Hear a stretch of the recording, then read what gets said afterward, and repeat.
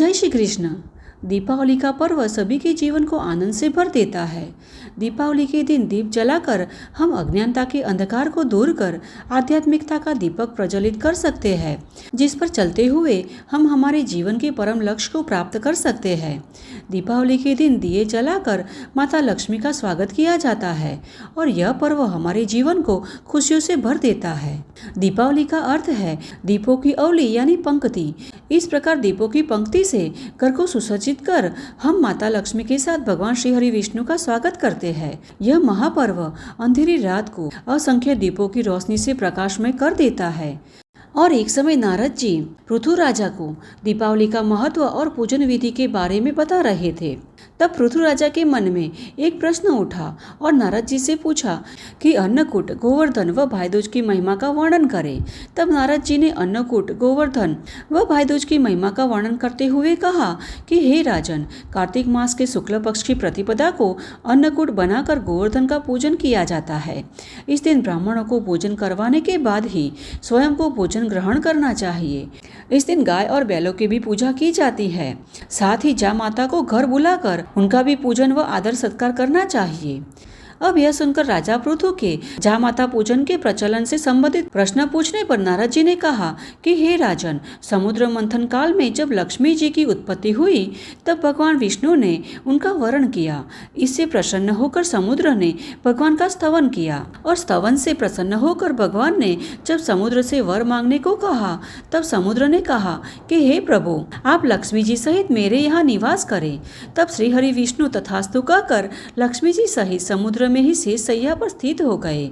उसी दिन से जा माता पूजन प्रचलित हुआ। इसीलिए कार्तिक मास के शुक्ल पक्ष की प्रतिपदा को जा माता पूजन करने वाला पाप मुक्त हो जाता है। अब राजा पृथु ने नारद जी से पूछा कि हे देवर्षि, कार्तिक मास के शुक्ल पक्ष की द्वितीया तिथि को भाई दूज क्यों कहा जाता है और इसका महत्व क्या है? यह सब सुनने की मेरी प्रबल इच्छा है। तब नारद जी ने कहा कि राजन, इस द्वितीया तिथि को भाई दूज के अतिरिक्त यम द्वितीया भी कहा जाता है।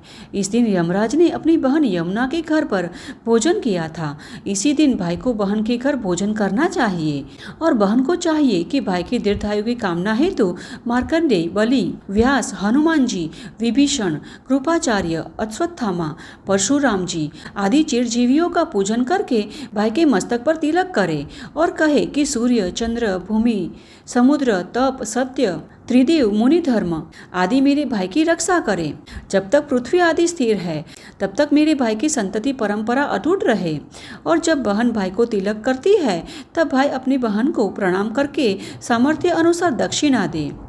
अब इतनी कथा सुनने के बाद राजा पृथु ने पूछा कि हे मुने, सभी क्षेत्रों में उत्तम क्षेत्र किसे कहा जाता है? तब नारद जी ने कहा कि हे राजन, गंगा यमुना के संगम को उत्तम क्षेत्र कहा जाता है। इस संगम में ब्रह्मादि देवता भी स्नान करते हैं। गंगा में स्नान करने से पापों का निवारण हो जाता है। ऐसे व्यक्ति की कई पीढ़ियां वैकुंठ में वास करती है। हे राजन, गंगा, यमुना, रेवती, तुंगभद्रा, कावेरी, सरयू, ताम्रपर्णी तथा सभी तीर्थ गंगा जी में वास करते हैं। काशी भी सर्वोत्तम क्षेत्र है। यहाँ निवास करके भगवान काशीनाथ का स्मरण करते हुए प्राण त्यागने वाले व्यक्ति मुक्त हो जाते हैं। तो यह थी आज की हमारी कार्तिक मास में अन्नकूट, गोवर्धन, भाई दूज का महात्म्य दर्शाती हुई कथा।